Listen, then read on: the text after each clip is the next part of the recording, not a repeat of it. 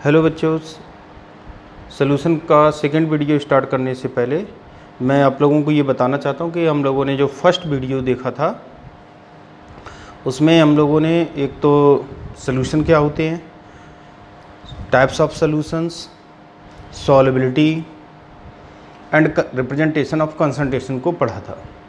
अब हम लोग सेकंड वीडियो देखेंगे। तो सेकंड वीडियो में हम लोग जो बात करेंगे, एक तो बात करेंगे वेपर प्रेशर क्या होता है, दूसरा राउल्ट्स लॉ क्या है, और तीसरे नंबर पे हम लोग जो बात करेंगे वो करेंगे types of solutions on base of Raoult's law, और लास्ट में हम लोग पढ़ेंगे एजियोट्रॉपिक मिक्सचर्स। तो स्टार्ट करते हैं। इसमें सबसे पहले देखते हैं वेपर प्रेशर क्या होता है। Vapour pressure of liquid.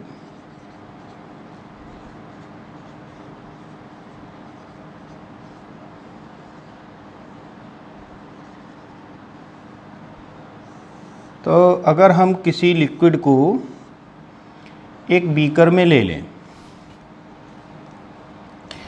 और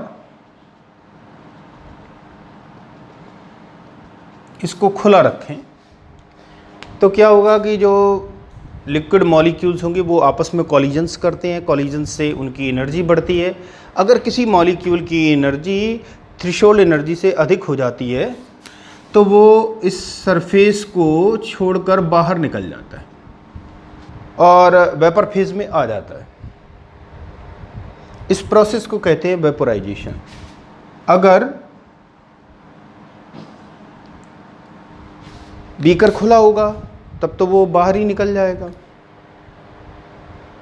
लेकिन अगर बीकर को हम वॉच ग्लास से ढक दें तो ये मॉलिक्यूल बाहर नहीं निकल पाएंगे और जो ये एरिया बचता है उसी में लगातार मूव करने से क्या होगा कि उनकी एनर्जी कम हो जाएगी। जब एनर्जी कम हो जाएगी तो वो फिर से लिक्विड स्टेट में कन्वर्ट हो जाएगा। तो ये जो प्रोसेस था इसको तो कहते हैं वेपोराइजेशन।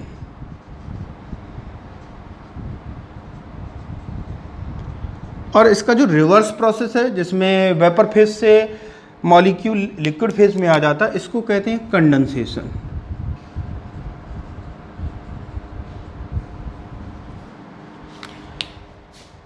कुछ टाइम के बाद वेपोराइजेशन और कंडेंसेशन दोनों के बीच में इक्विलिब्रियम हो जाता है। जितने मॉलिक्यूल्स वेपर स्टेट में आएंगे उतने ही मॉलिक्यूल्स वेपर से लिक्विड स्टेट में आ जाते हैं। इसे कहते हैं equilibrium.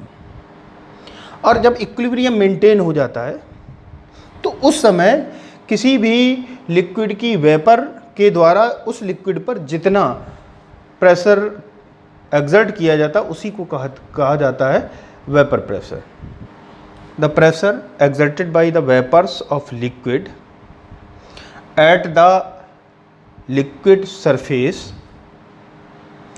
in a state of equilibrium at constant temperature is known as vapor pressure.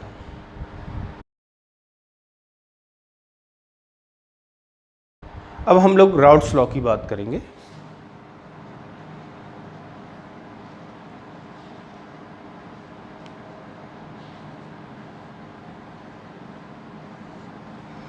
Raoult ने बहुत सारे एक्सपेरिमेंट किए और उन एक्सपेरिमेंट्स के बेसिस पर एक लॉ दिया जिसे कहा जाता है राउल्ट्स लॉ। ये लॉ यह बताता है the partial vapour pressure of a volatile liquid is directly proportional to its mole fraction. Partial vapour pressure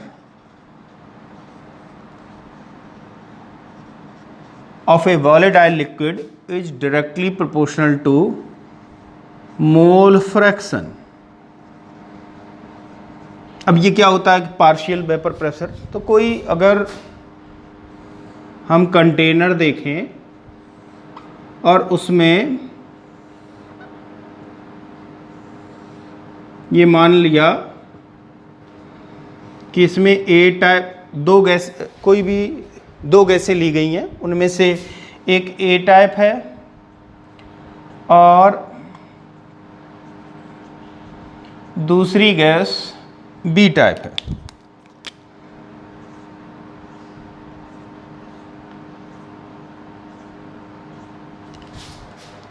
जब gaseous molecules wall of container पर टकराते हैं तो उससे प्रेशर क्रिएट होता है। इसमें क्या होगा, ए वाले भी टकराएंगे और बी वाले भी टकराएंगे। तो अगर ए वाले टकरा रहे हैं और उनका अगर हम प्रेशर देखें तो ये कहलाएगा पार्शियल प्रेशर ऑफ ए। और जो बी मॉलिक्यूल्स हैं जब ये टकराते हैं तो इनसे जो प्रेशर क्रिएट होगा वो होगा पार्शियल प्रेशर ऑफ बी। और टोटल प्रेशर जो होगा वो दोनों टाइप के मॉलिक्यूल्स जब टकराएंगे तो उससे जो जितना प्रेशर क्रिएट होगा वो कहलाएगा टोटल प्रेशर। डाल्टन ने जो नियम दिया उसके अकॉर्डिंग क्या होता है कि total pressure is sum of partial pressures of gaseous components. यहाँ पर क्या है कि कंपोनेंट केवल दो ही है, तो इसलिए ये हो जाएगा P A plus P B, partial pressure of A plus partial pressure of B. तो ये तो रहा पार्शियल प्रेशर क्या होता है और टोटल प्रेशर क्या होता है। मैंने एक टर्म और यूज़ किया, मोल फ्रैक्शन। मोल फ्रैक्शन क्या होता है, तो इसमें दो तरीके के कंपोनेंट ए कंपोनेंट बी। अगर कंपोनेंट ए की number of moles of A is equal to N A and number of moles of B is equal to NB, then the mole fraction of A, mole fraction of component A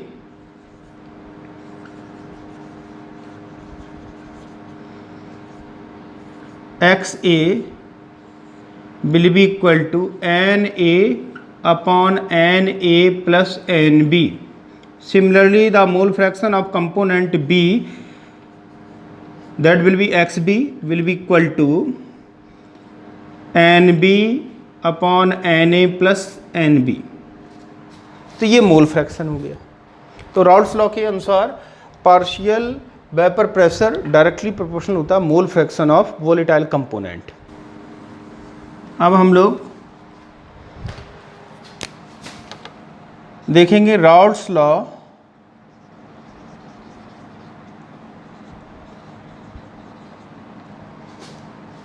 for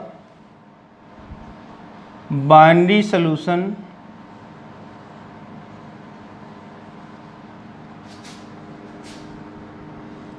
having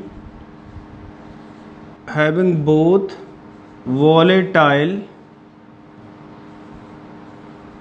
components।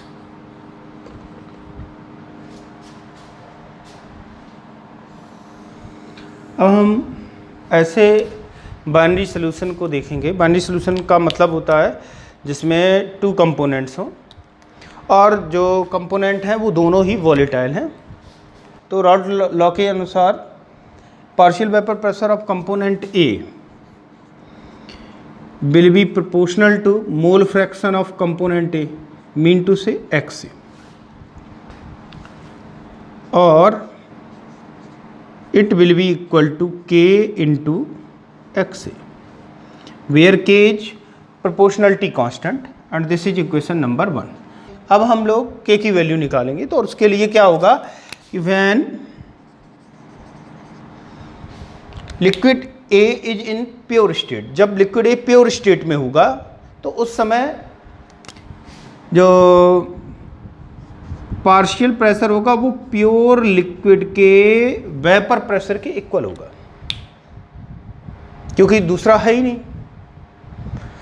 दूसरा component जब है ही नहीं तो केवल एक ही होगा, तो उसका जो प्योर और वो प्योर स्टेट में होगा और उसका जो वेपर प्रेशर है वो हमने ये मान लिया कंपोनेंट ए का प्योर स्टेट में PA0 है। तो इस सिचुएशन में PA will be equal to PA0। हमें इसकी वैल्यू निकालनी, तो जब प्योर स्टेट में होगा तो P A is equal to हो जाएगा P A not,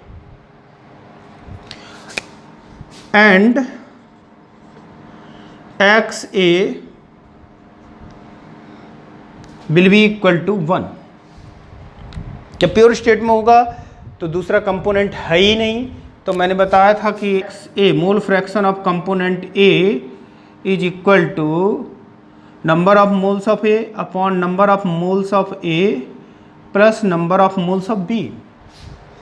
component B है ही नहीं तो इसकी वैल्यू 1 हो जाएगी। तो इस तरीके से हमें क्या मिल जाएगा? सो फ्रॉम इक्वेशन 1 क्या हो जाएगा? P A not is equal to K from 1 and 2 P A will be equal to P A not vapour pressure of pure liquid A into mole fraction of component A. ये question 3 हो गया। Similarly बिल्कुल इसी तरीके से अगर हम partial vapour pressure of component B निकालेंगे तो that will be equal to P B equal to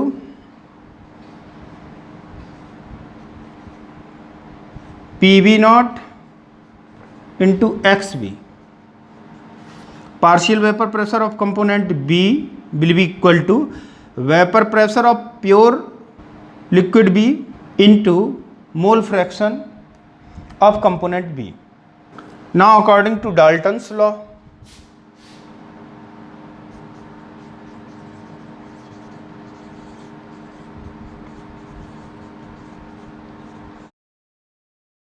binary solution का टोटल प्रेशर अगर पीटी है तो पीटी इज इक्वल टू हो जाएगा partial vapour pressure of component A plus partial vapour pressure of component B, और PT will be equal to the value of partial vapour pressure of component A is P A not into X A, and the value of P B will be equal to P B not into xb. This is final equation.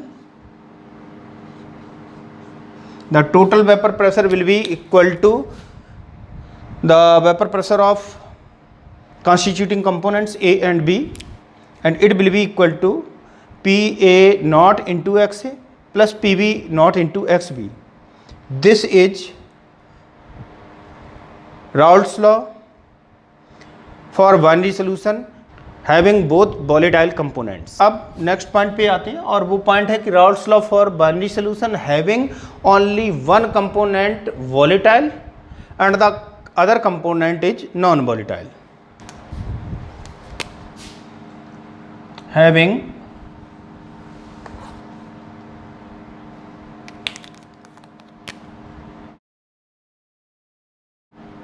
one volatile component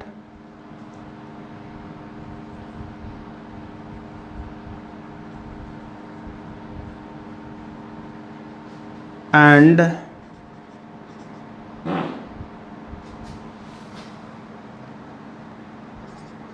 one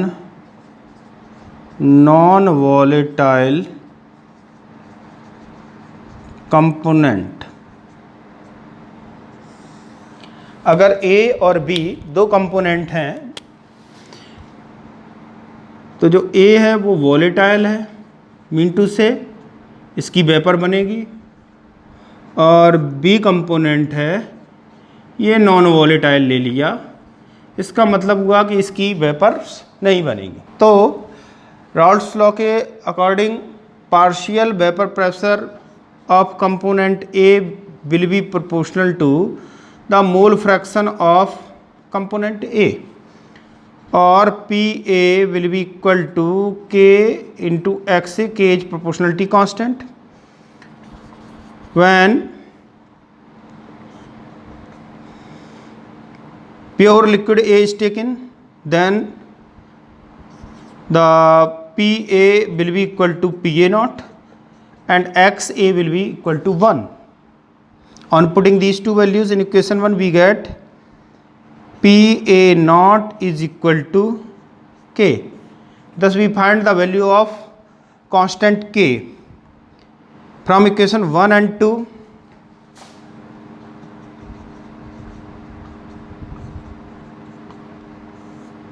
We get PA is equal to PA naught into XA, and component B is non-volatile, so its vapors will not form, and in this situation the value of partial vapor pressure PB will be equal to 0. So total vapor pressure will be equal to the vapor pressure of component A, and its value will be equal to PA naught into XA. This is Raoult law for a solution, for a binary solution having one component volatile and the rest component non-volatile. अब हम लोग Raoult's law से जुड़े हुए कुछ facts देखेंगे।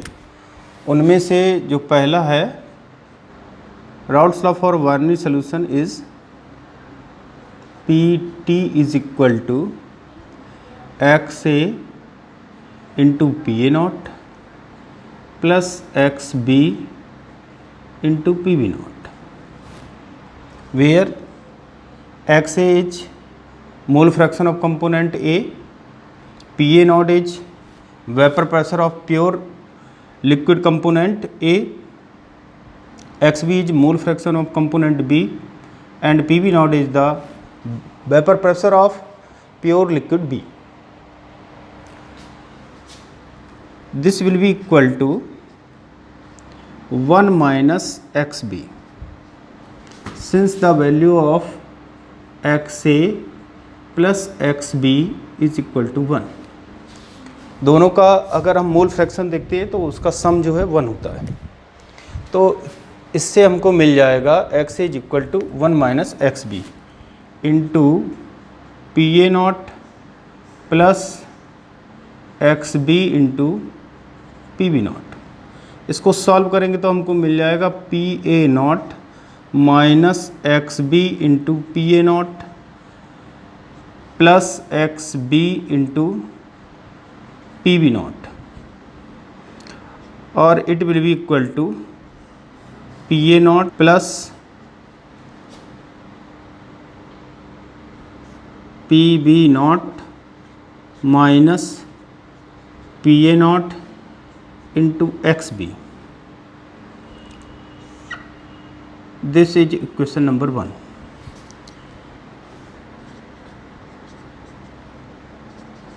तो हमको इस इक्वेशन से ये देखने को मिल रहा है कि टोटल प्रेशर को हम किसी भी कंपोनेंट के रेस्पेक्ट में लिख सकते हैं,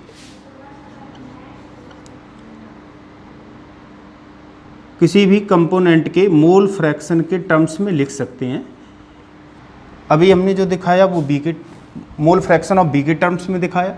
अगर हम XB is equal to 1 minus XA रखते तो हमें A के टर्म्स में मिल जाता। इस प्रकार total pressure of binary solution can be represented in terms of mole fraction of any component. अब हम लोग सेकेंड पॉइंट पर आते हैं। इस इक्वेशन को देखने से ये पता लगता है कि total vapour pressure mole fraction of component, any component either A और B, mole fraction of component पर लीनियरली डिपेंड करता है। अब अगर हम mole fraction versus vapour pressure graph draw करें तो इस एक्सिस पे हमने मोल फ्रैक्शन ले लिया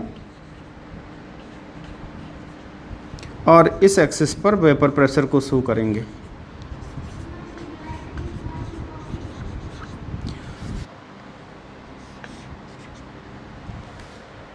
इस पॉइंट पर हमने ये मान लिया कि लिक्विड ए प्योर स्टेट में है तो इसका मोल फ्रैक्शन 1 होगा और बी इसमें नहीं मिला हुआ है, इसलिए mole fraction of B will be 0 and at this point pure liquid B is taken and the mole fraction of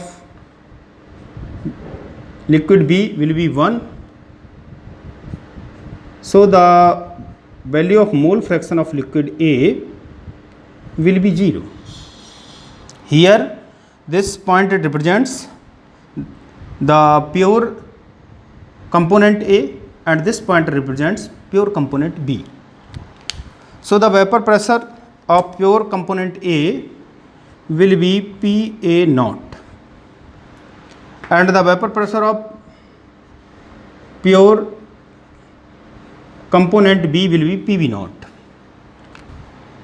जैसे जैसे हम इसमें B को ऐड करेंगे तो A का मोल फ्रैक्शन कम होता जाएगा और लास्ट A का मोल फ्रैक्शन कम होगा तो इसका वेपर प्रेशर भी कम होगा और लास्ट में आकर के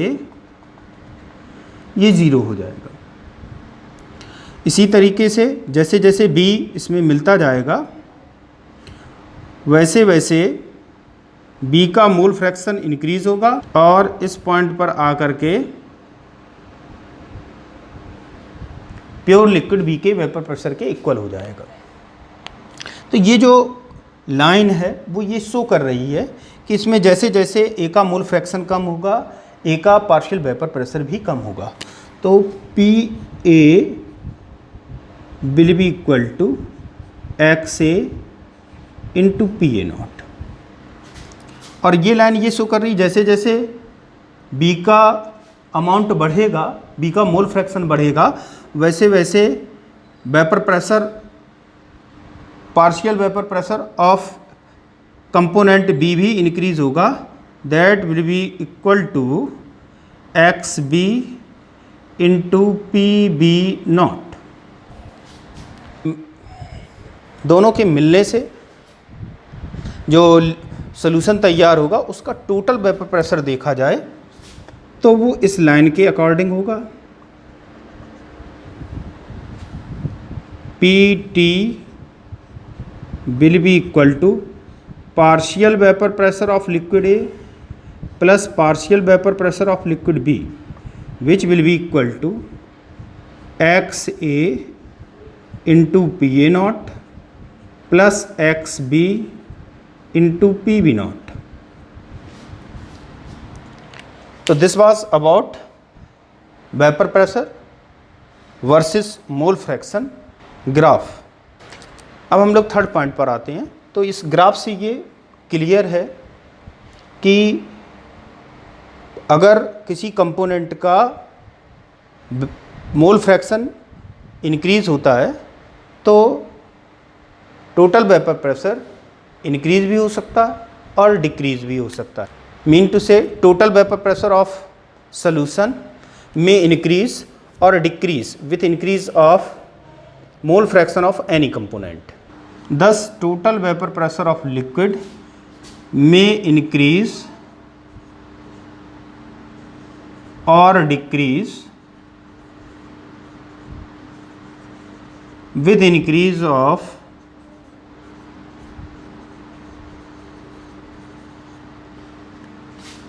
mole fraction of any component.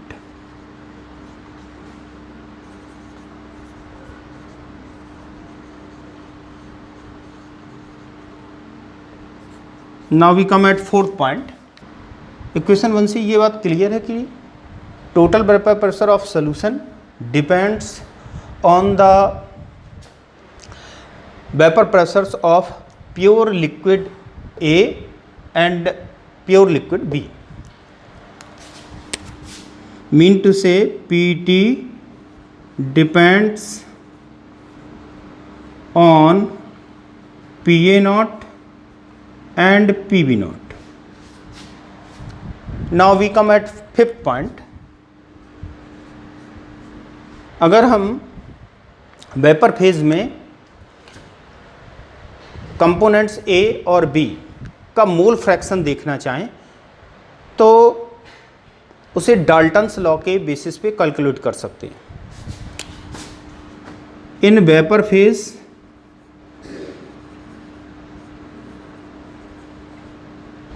ने ये मान लिया कि Y A and Y B are mole fractions of A and B in vapor phase, partial vapor pressure of liquid A in vapor phase P1 will be equal to mole fraction of component A in vapor phase into total vapor pressure, and the partial vapor pressure of component B will be equal to mole fraction of component B in vapor phase into total vapor pressure of liquid. So this was about Raoult's law.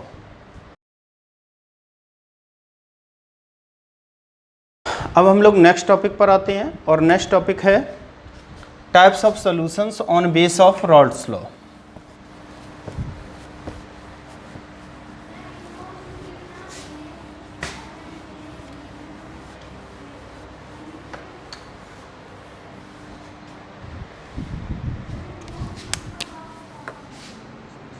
Types of solutions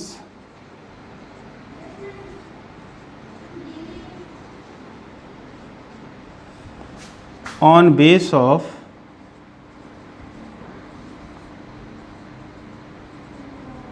Raoult's law. अब हम लोग Raoult's law के basis पर solutions के types देखेंगे। Raoult's law के आधार पर अगर देखा जाए तो जो सॉल्यूशंस होते हैं वो दो तरीके के होते हैं। On base of Raoult's law solutions are two types. First are known as ideal solutions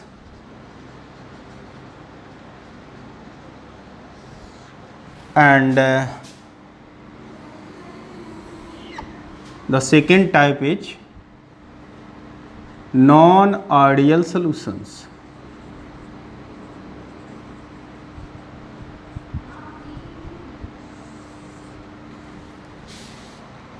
ऐसे सॉल्यूशन जो कंसंट्रेशन की किसी भी रेंज पर, कोई भी रेंज हो, कंसंट्रेशन की कोई भी वैल्यू हो, Raoult's लॉ को फुल्ली फॉलो करते हैं, वो कहलाते हैं आइडियल सॉल्यूशंस। और जो Raoult's लॉ से डेविएशन शो करते हैं, फुल्ली फॉलो नहीं करते हैं, तो उसे कहा जाता है non ideal solutions.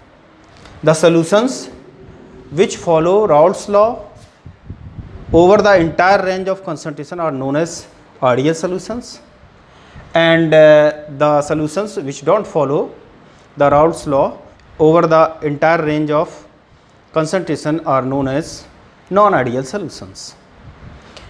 So first of all we will discuss ideal solutions.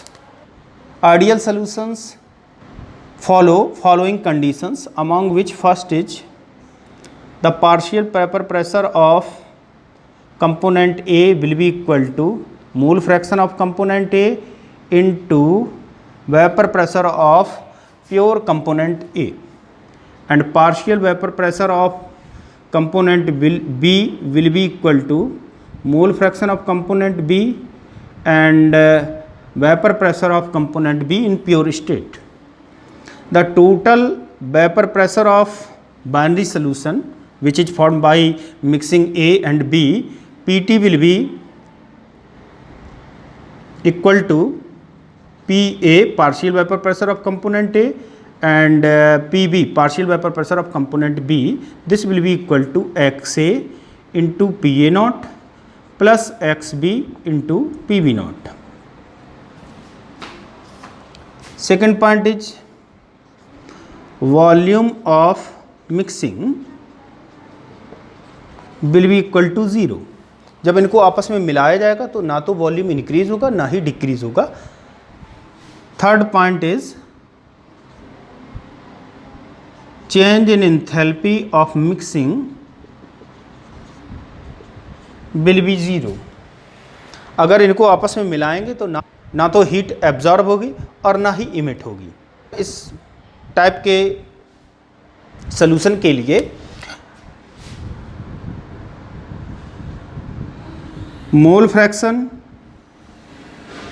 Versus vapour pressure graph plot किया जाए। Mole fraction versus vapour pressure graph अगर प्लॉट करेंगे तो हम ये माने ले रहे कि इस पॉइंट पर प्योर कंपोनेंट ए है, mean to say the mole fraction of component A is equal to 1 and the mole fraction of component B will be 0, and at this point pure component B is taken, so the value of xB mean to say mole fraction will be equal to 1 and the value of mole fraction of component A will be 0। जब A pure state में होगा तो उसका vapour pressure PA not के equal होगा। इसमें जैसे जैसे हम B ऐड करेंगे वेपर प्रेशर इस कर्व के अकॉर्डिंग डिक्रीज़ होता जाएगा, ये मैं आपको पहले ही बता चुका हूँ। और जैसे जैसे B इसमें ऐड होगा मोल फ्रैक्शन इंक्रीज़ होगा, मोल फ्रैक्शन इंक्रीज़ होगा तो वेपर प्रेशर बढ़ेगा और वेपर प्रेशर बढ़ कर के प्योर लिक्विड कंपोनेंट B के इक्वल हो जाएगा। अब अगर टोटल वेपर प्रेशर निकालना चाहें तो टोटल वेपर प्रेशर इस लाइन के अकॉर्डिंग होगा, PT will be equal to PA plus PB and this line represents the partial vapour pressure of component A which will be equal to XA into PA naught and this line represents partial vapor pressure of component B which will be equal to XB into PB naught. So the value of total vapor pressure will be equal to XA into PA naught plus XB into PB naught। और ये जो solution होते हैं इस तरीके का अगर हम एग्जाम्पल देखें तो कोई भी सॉल्यूशन आइडियल सॉल्यूशन नहीं लेकर आइडियल सॉल्यूशन नहीं होता, लेकिन कुछ हद तक normal hexane and normal heptane का जो सॉल्यूशन होगा वो इसको फॉलो करता है, वो आइडियल सॉल्यूशन की तरह से बिहेव करता है। Second example is benzene and टॉलिन। Third example is chloroethane and bromoethane। तो these are examples of ideal solutions। अब हम लोग थोड़ा सा ये डिस्कस करेंगे कि इनमें क्या होता है जो ये आइडियल सॉल्यूशन की तरीके से बिहेव करते हैं। तो अगर pure liquid component A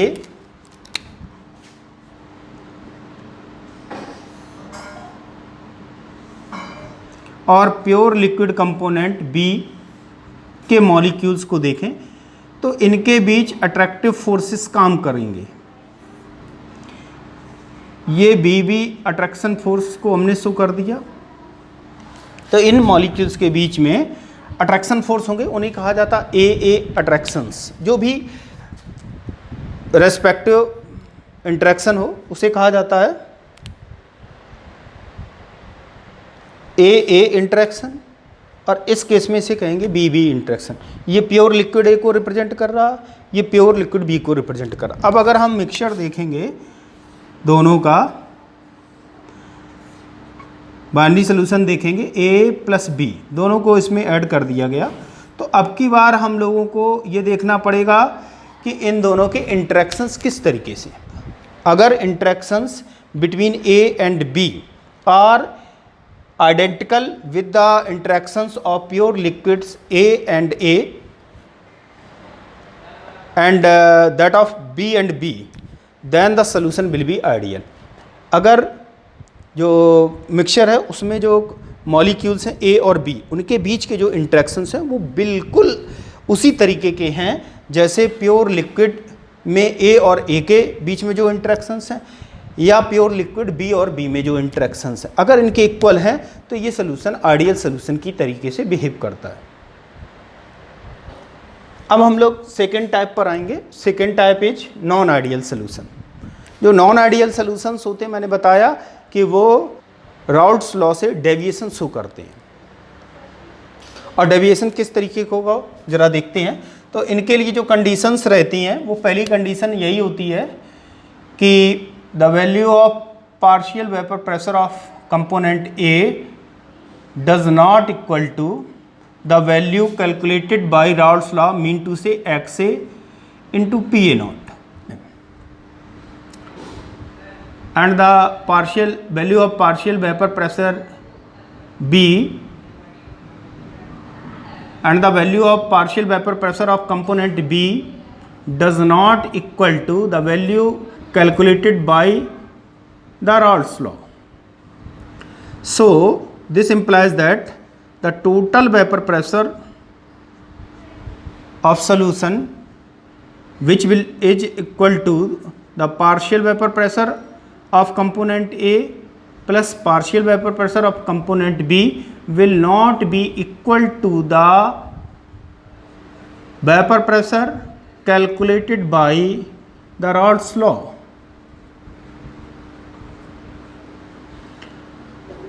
Second condition is the volume of mixing does not equal to 0. अगर हम इनको आपस में मिलाएंगे तो वॉल्यूम या तो इंक्रीज होगा या डिक्रीज होगा। मीन टू से अगर कंपोनेंट A 10 ml है, कंपोनेंट B 10 ml है, तो जब दोनों को मिलाएंगे तो मिलाने पर या तो वॉल्यूम इंक्रीज हो जाएगा, 20 से अबव हो जाएगा, या 20 से डिक्रीज हो जाएगा। तो इस सिचुएशन में change in volume during mixing of the components does not equal to 0। और थर्ड कंडीशन जो है वो ये है, change in enthalpy of mixing does not equal to 0। Mean to say either heat will be absorbed और emitted। Now we will consider the types of non ideal solutions. The non ideal solutions are two types, among which first is solutions having positive deviation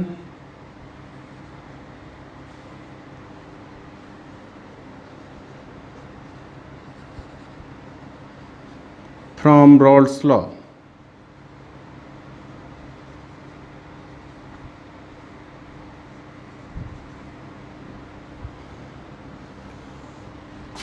and second is solutions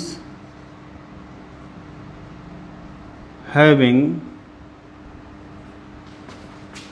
negative deviation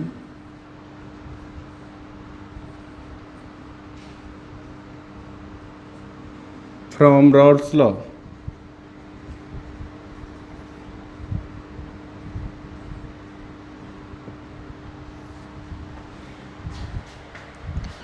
If the vapor pressure of liquid solution is more than that of calculated by Raoult's law, then it will show positive deviation.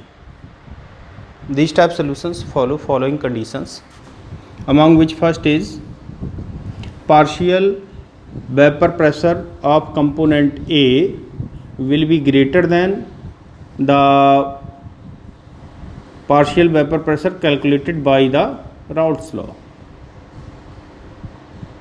and partial vapor pressure of component B will be greater than the calculated vapor pressure by Raoult's law for component B. So the total vapor pressure, which is sum of partial vapor pressures of components A and B, will be greater than the calculated vapor pressures of component A and component B by Raoult's law. The second condition is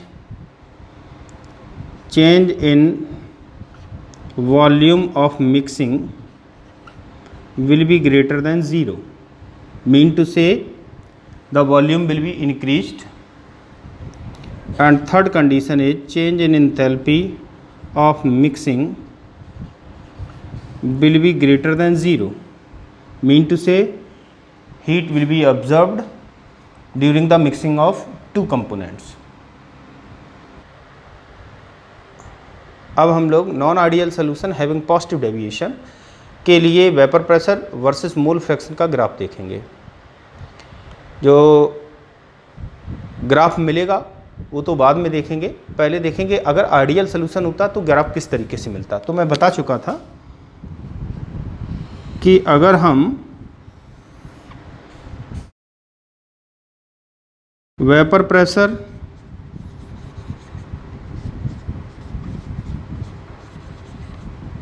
versus mole fraction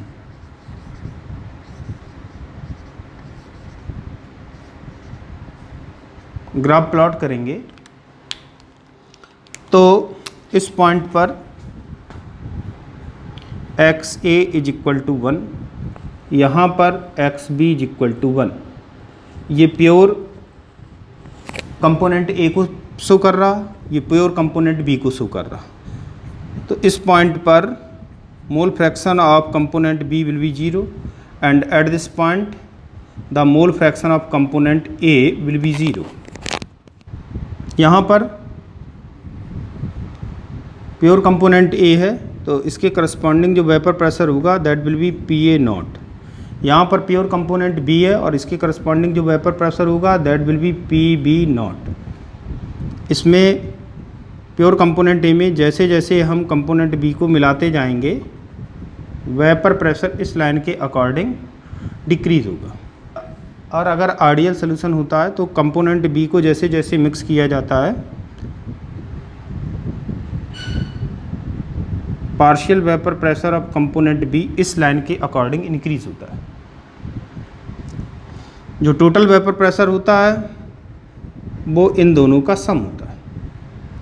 ये तो ideal के लिए रहा।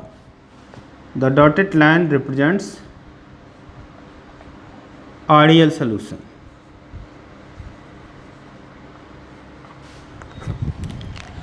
But here the solution has positive deviation, so the obtained curve will be like this and it will represent PA, which will be greater than calculated by Raoult's law XA and PA naught. This is partial vapor pressure of component A, and for component B the partial vapor pressure will be like this. PB will be greater than XB into PB naught, and the total vapor pressure of liquid solution having positive deviation will give curve like this.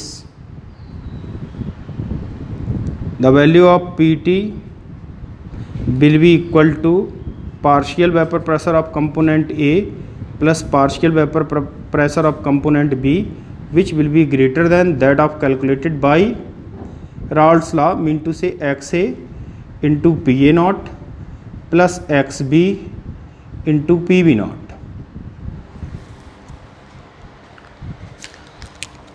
यहाँ पर ये pure liquid ए को show कर रहा है तो इसका corresponding vapour pressure P A naught हो जाएगा।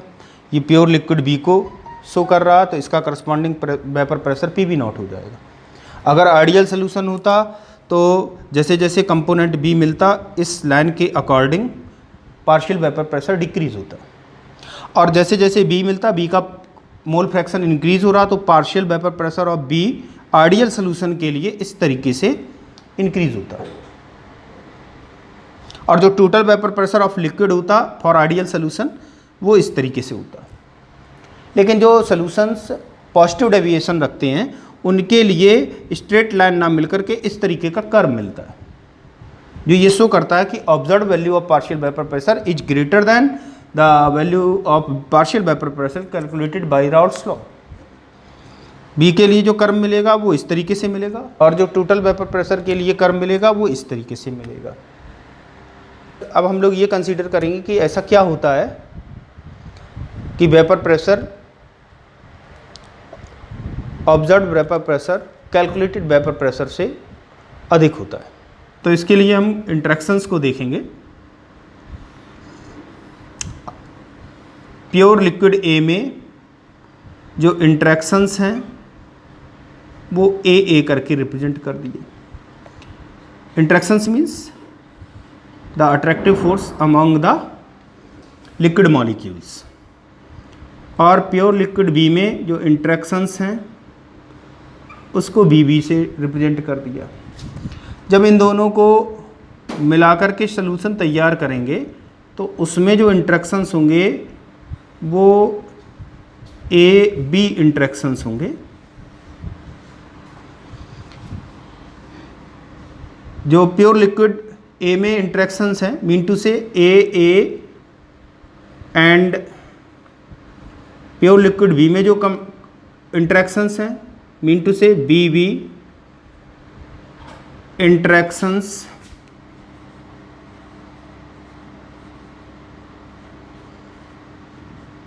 are greater than the interactions among the AB molecules.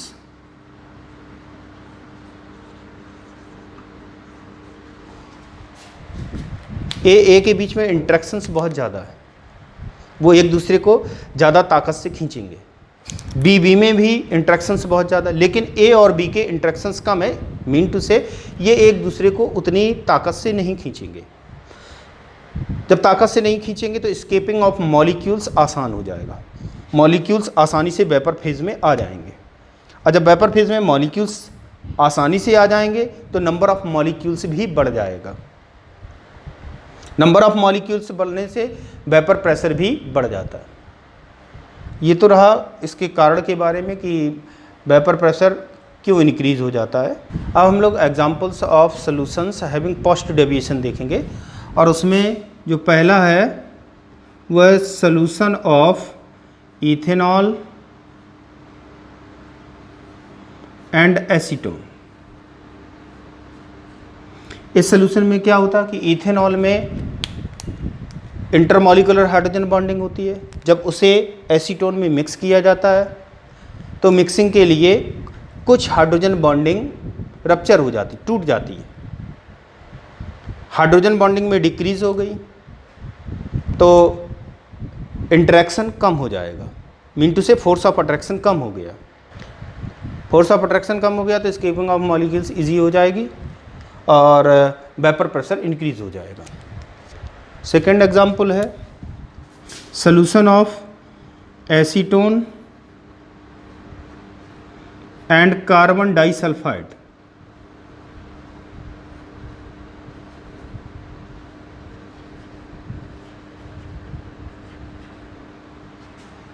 इसमें dipolar interaction between acetone and carbon disulfide are weaker than the interactions between acetone molecules and carbon disulfide molecules। तो इसमें जो first example हमने बताया उसमें बताया कि जब हम इथेनॉल में एसीटोन को मिक्स करेंगे तो उसमें इंटरमॉलिक्यूलर जो हाइड्रोजन बॉन्डिंग होगी वो डिक्रीज़ हो जाएगी, और इंटरमॉलिक्यूलर हाइड्रोजन बॉन्डिंग डिक्रीज हो गई तो फोर्स ऑफ अट्रैक्शन कम हो जाएगा, उससे स्केपिंग ऑफ मॉलिक्यूल्स इजी हो जाएगी और मॉलिक्यूल आसानी से निकल करके वेपर प्रेशर इंक्रीज करेंगे। तो जो हम राउल्ट लॉ से कैलकुलेट करते हैं और जो प्रैक्टिकली ऑब्जर्व्ड करते हैं, दोनों में डिफरेंस आ जाता है। मॉलिक्यूल्स इजीली बाहर निकल रहे हैं तो ऑब्जर्व्ड वेपर प्रेशर ज़्यादा होगा in comparison to the vapour pressure calculated by Raoult's law. Second example में हमने बताया कि एसीटोन एंड कार्बन डाइसल्फाइड में डाईपोलर इंटरेक्शंस वीक हो जाते हैं in comparison to the dipole interactions of acetone molecules and carbon disulfide molecules. So this was about solutions having positive deviation from Raoult's law. Now the second type is solutions having negative deviation from Raoult's law. These solutions follow following conditions, among which first is the observed partial vapor pressure of component A will be less than the partial vapor pressure of component A calculated by Raoult's law, mean to say XA into PA naught, and the observed partial vapor pressure of component B will be less than the partial vapor pressure of component B calculated by Raoult's law. So the total vapor pressure, which is sum of partial vapor pressure of component A and component B, will be less than the partial vapor pressures of component A and B calculated by the Raoult's law. So this is first condition. The change in volume of mixing, mean to say delta V mixing, will be less than 0. Mean to say the volume of solution will be less than the total volume of both individual liquids, and the change in enthalpy will be less than 0. The value of enthalpy of mixing is less than 0, mean to say the value will be negative, hence heat will be emitted. Now we will consider vapor pressure versus mole fraction graph for the solutions having negative deviation from Raoult's law.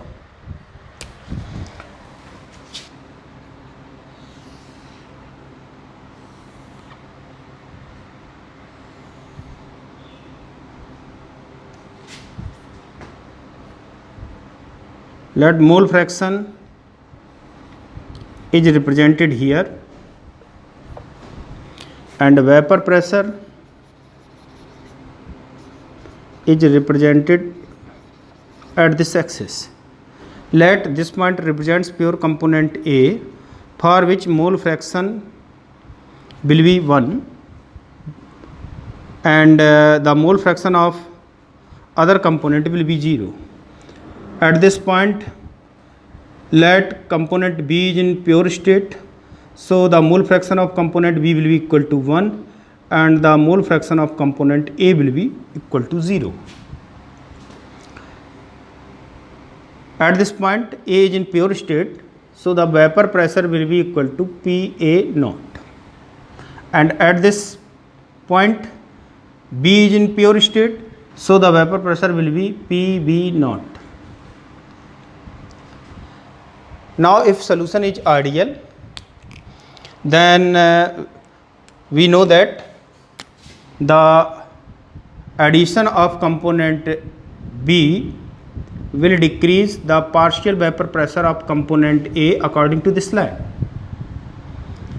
and for ideal solution the addition of component B will increase the partial pressure of component B according to this line, and total vapor pressure will be represented by this line. The dotted line represents ideal solution. But the solution is actually non-ideal and have negative deviation. So as we add component B, the partial vapor pressure of component A will decrease according to this curve, and the partial vapor pressure of component B on addition of component B in A will increase according to this curve. The total vapor pressure of solution having component A and B will be according to this curve.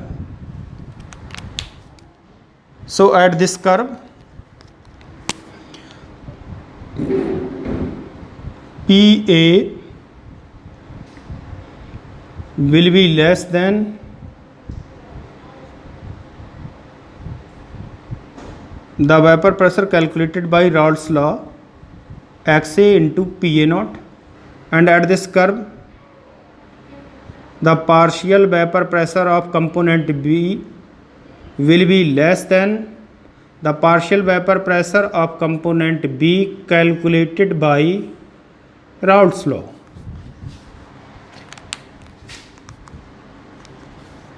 And the total vapor pressure of liquid having component A and B will be equal to the sum of partial vapor pressures of A and B. It will be less than XA into PA naught plus XB into PB naught. Thus the vapor pressure of solution is less than predicted by the Raoult's law, so it will be solution having negative deviation. Now we will consider the cause of negative deviation. In case of solutions having negative deviations,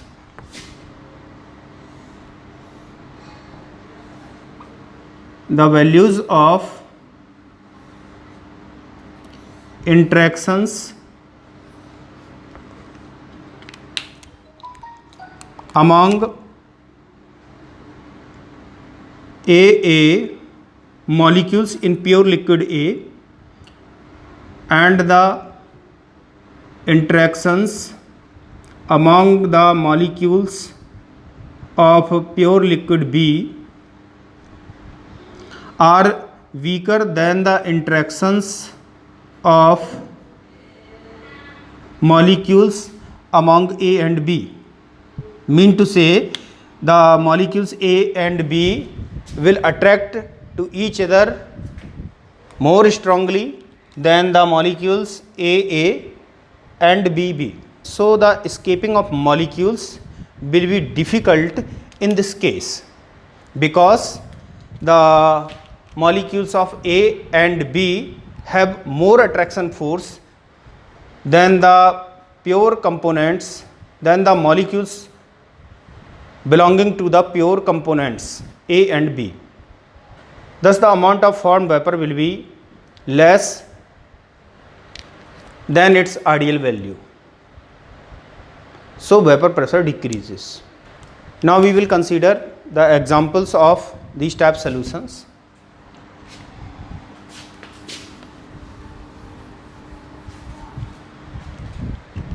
The first example is phenol and aniline solution.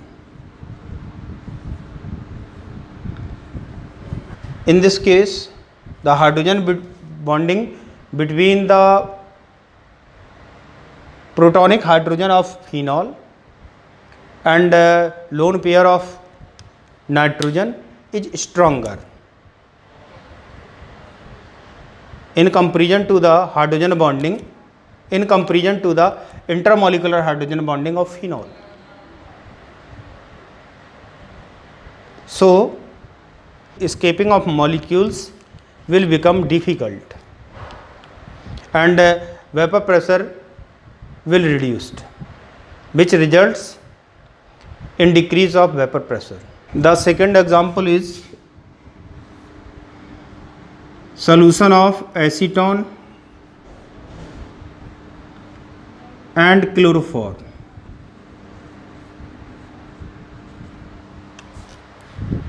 In this case, the hydrogen bonding developed between the acetone and chloroform molecule, which is stronger than the dipolar interactions of acetone molecules and chloroform molecules in pure state. So due to development of hydrogen bonding, force of attraction between molecules becomes stronger, which results in decrease of vapor pressure. This was about Raoult's law and types of solutions on basis of Raoult's law. Now we come at our next topic, which is azeotropic mixture. अब हम लोग azeotropic mixtures को देखेंगे।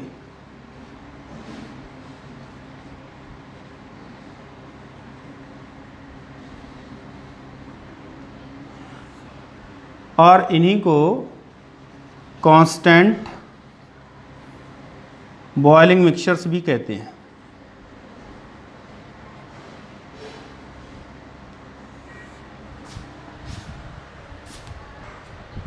The binary solutions having same composition in liquid and vapor phase and boiling at constant temperature at particular composition are known as azeotropes. These are two types. First is minimum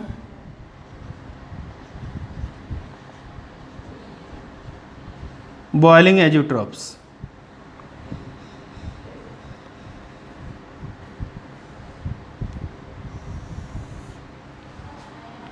The solution which show positive deviation from Raoult's law form minimum boiling azeotropes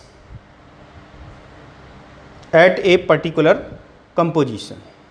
For example,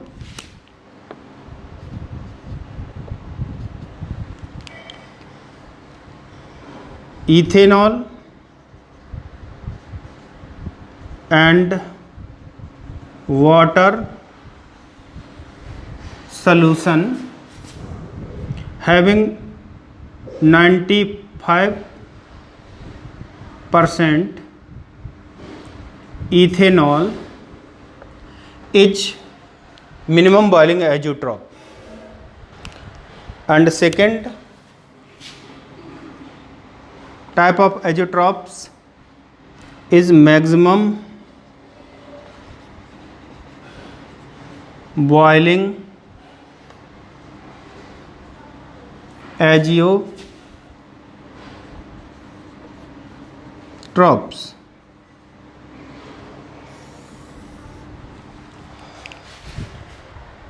The solutions which have negative deviation from Raoult's law form maximum boiling azeotropes at a particular composition. The example of this type azeotrope is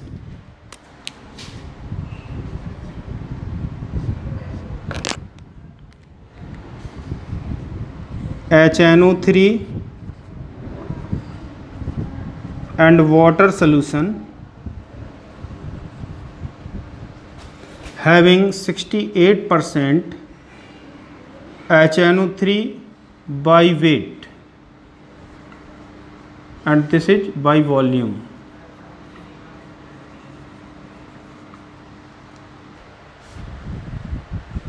azeotropic mixture का मतलब होता है ऐसा mixture जो constant temperature पर boil करे और उसका कंपोजिशन फिक्स रहे। तो ये दो तरीके के होते हैं, एक minimum boiling azeotropes minimum boiling azeotrope का मतलब जो सॉल्यूशन राउल्ट लॉ से पॉजिटिव डेविएशन शो करते हैं वो मिनिमम बॉइलिंग एजियोट्रॉप्स बनाते हैं। क्यों बनाते हैं? तो उसका एक कारण है कि मैंने बताया था कि इन सॉल्यूशंस के लिए मैक्सिमा मिलता है, और ये जो मैक्सिमा होगा यहाँ पर कंपोजिशन मैक्सिमम होगा। मीन टू से वेपर फेज में कंपोनेंट ए और कंपोनेंट बी की वेपर्स बहुत ज़्यादा होगी, और वो तब पॉसिबल होगा जब स्केपिंग इजी होगी। स्केपिंग अगर इजी है तो इसका मतलब है जो बॉइलिंग पॉइंट है वो कम होगा, तो इसलिए इनको कहा जाता है मिनिमम बॉइलिंग एजियोट्रॉप्स। और अगर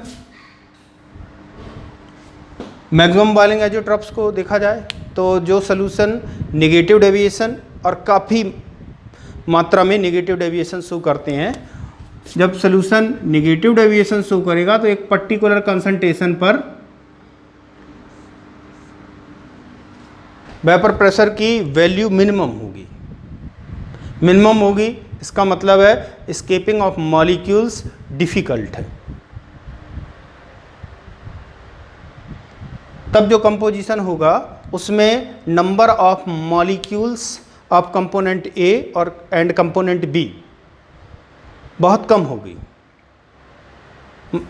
तो इसका मतलब ये हुआ कि एस्केपिंग ऑफ मॉलिक्यूल्स डिफ़िकल्ट है, तो हमें टेम्परेचर ज़्यादा चाहिए, इसलिए इन्हें मैक्सिमम बॉइलिंग एजियोट्रॉप्स कहा जाता है। So this was about agiotropic solutions.